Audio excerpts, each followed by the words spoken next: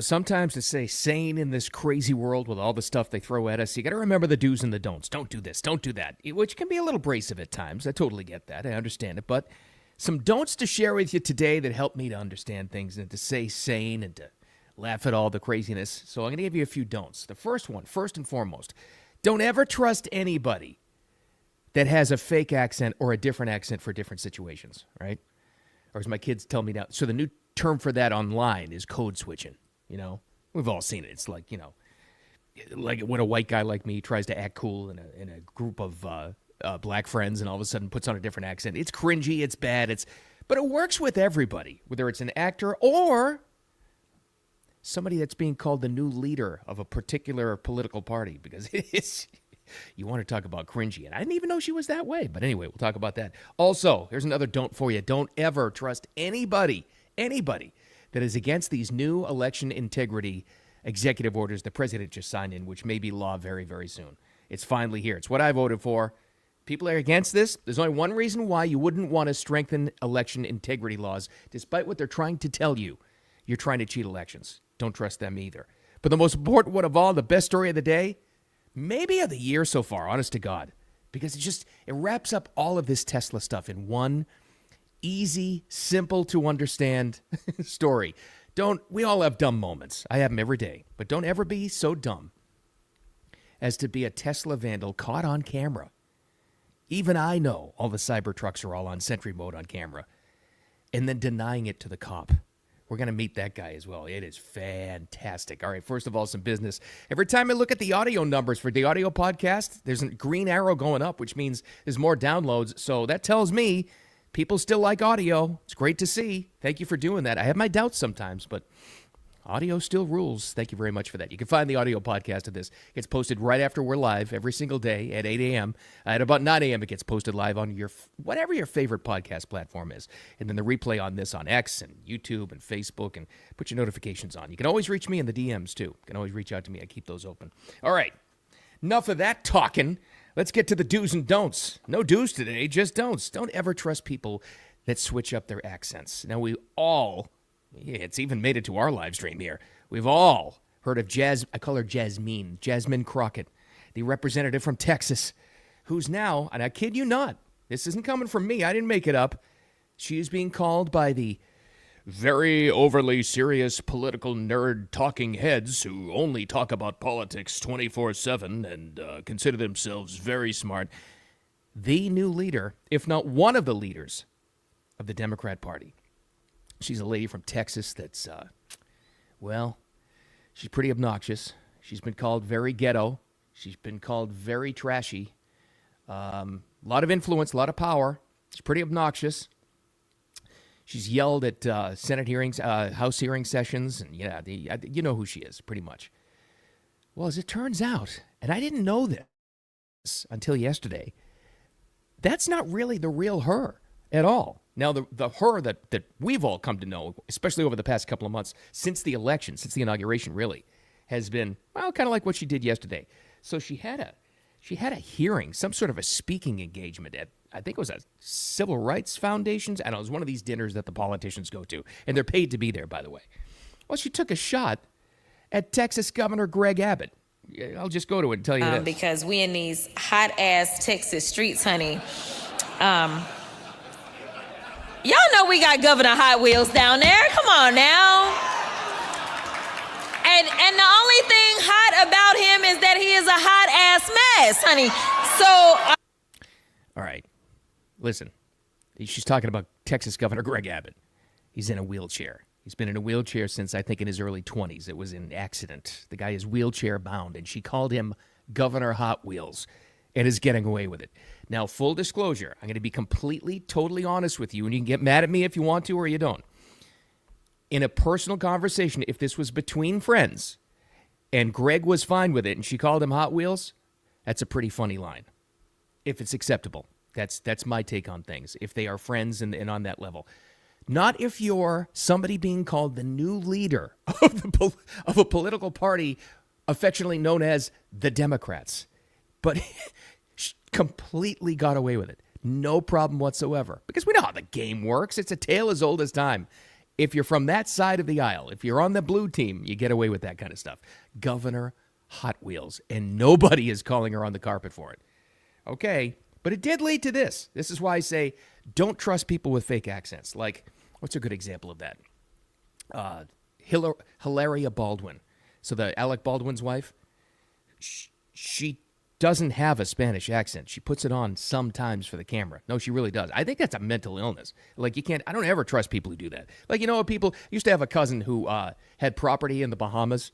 She was whiter than me, would come home from her house in the Bahamas and would have a Caribbean accent all of a sudden. No, I don't trust that. It's not authentic, right? Here's what I'm getting at. Because of the Governor Hot Wheels comment, I didn't know that Jasmine, as I call her, Crockett, wasn't even from Texas. It was her district in San Antonio that voted her in. So it turns out, did you know this? I didn't. She's not from there. Grew up in St. Louis. So now, I guess basically because this has been in the news so much, people who knew her and knew where she went to school in St. Louis are talking about her background, and she's not like that. Doesn't sound like that. Apparently comes from privilege. Didn't know that either. And other people are saying, people who went to school with her or know the school, the private charter high school she went to, is one of the most exclusives in that entire state of Missouri.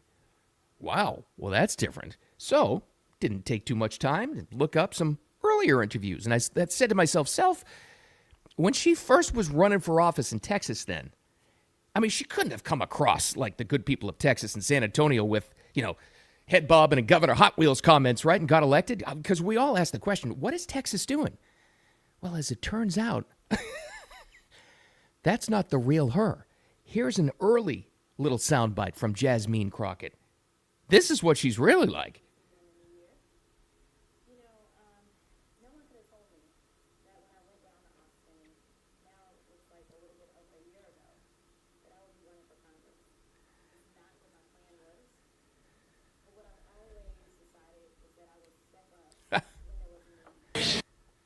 Wait a minute, where's that person?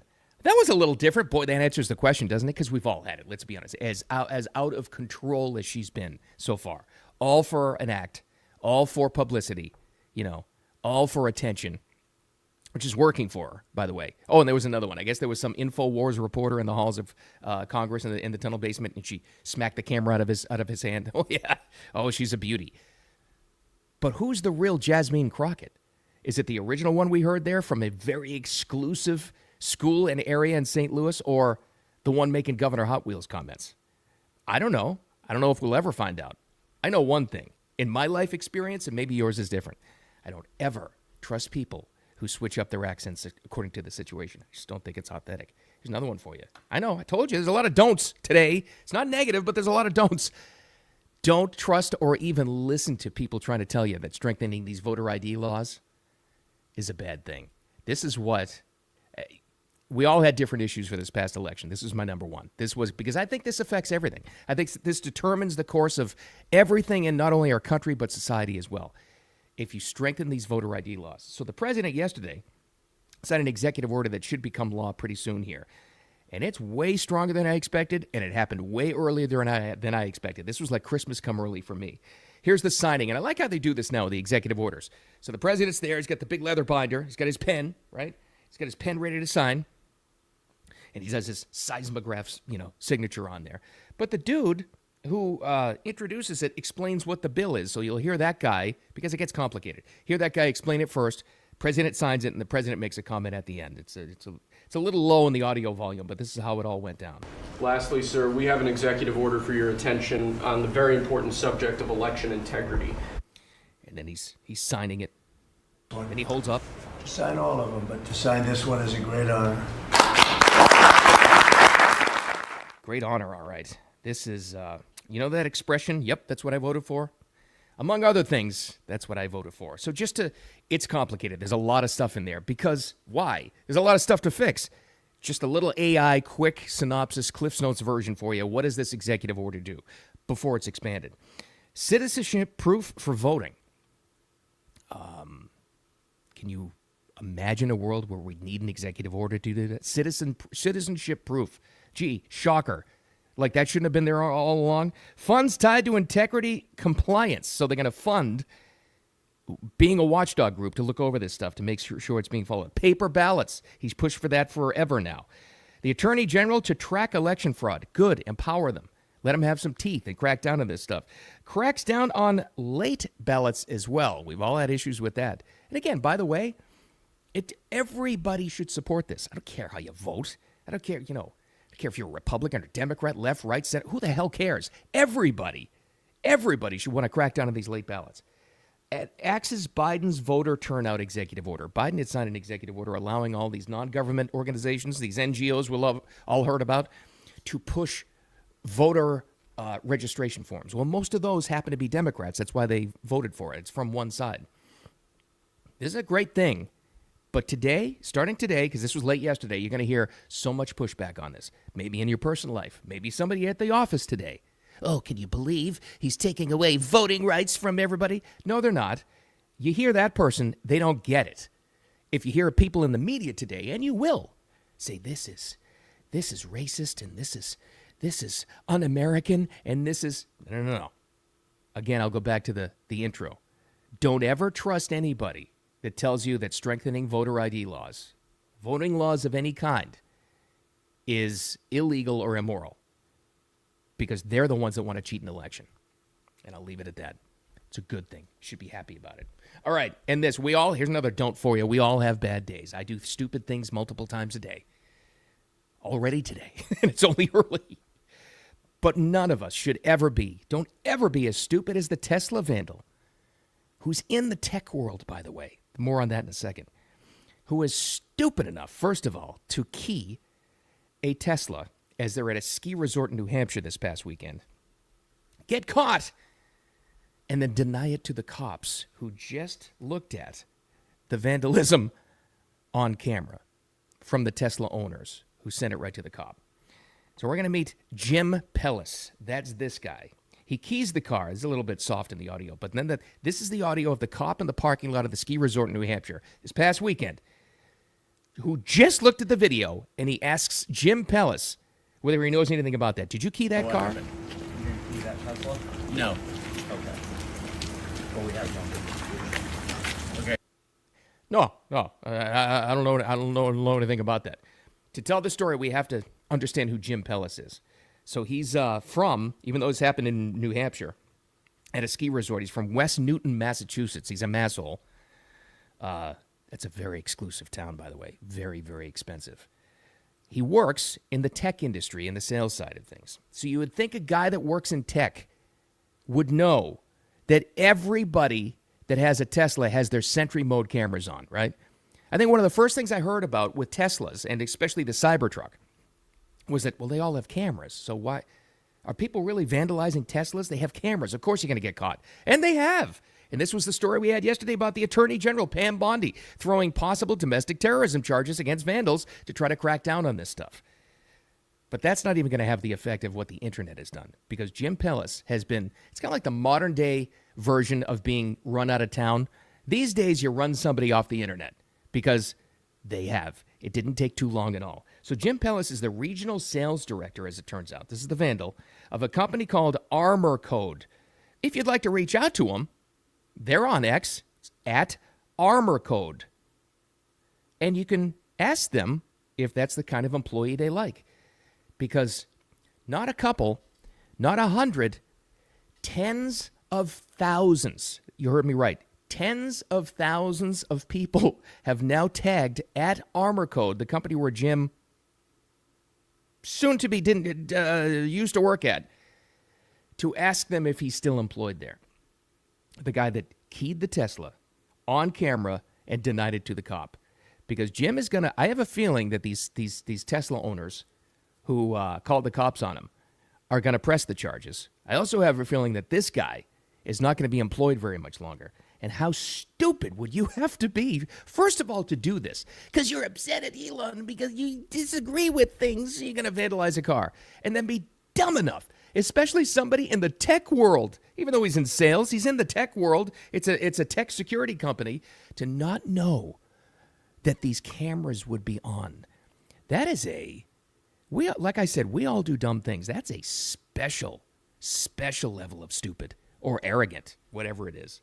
So I have a feeling the update we're going to be talking about tomorrow with old Jim Pellis is, of course, he's deleted his accounts because he's getting tagged all over the place and harassed.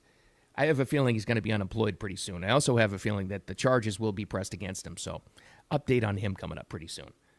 Wow. It's almost like that's a better punishment, right? Than even following through with the charges and the big thing and following up. Because as the victim here, you have to do all the work to follow up on the charges, press charges and all that stuff. The better thing to do is to find out who they are, and they found this guy immediately online. Can't find him now because he scrubbed all his history, but the internet lives forever. I feel no shame if that happened to me in posting the guy's online addresses. I wouldn't at all. So Jim Pellis, you're a special kind of moron, and I hope being a gutless coward of vandalizing somebody else's property was all worth it. Because you're going to face these charges, and now you're going to be unemployed. Good job. Good job. All because you disagree with somebody's policies. Wow. All right. The takeaway, don't trust people with fake accents. Don't be as stupid as Jim Pellis. And don't listen to people who don't want to strengthen voter ID laws. That's our takeaway. Don't take any crap from anybody in this world that's trying to make you crazy. Oh, the audio podcast will be posted right after we get off the live stream, like every day, usually about 9 a.m., wherever you like to get your audio podcasts. Again, like I said, I see the arrow going up with downloads for the audio podcast. I'm like, audio is still a thing. Yeah, I have my doubts sometimes, but good. Glad to see it, and thank you so much for that. And thanks for the shares and follows and all that crap. Put your notifications on as well if you're an ex-follower for me, because we got some stuff coming up, and that's all good as we grow here. And it's only midweek, but we're through it. Don't let this world drive you crazy. With all that said, I'm sure we'll have an update on old Jim Pellis tomorrow, too. Take care. Have a wicked awesome Wednesday. We'll talk to you tomorrow.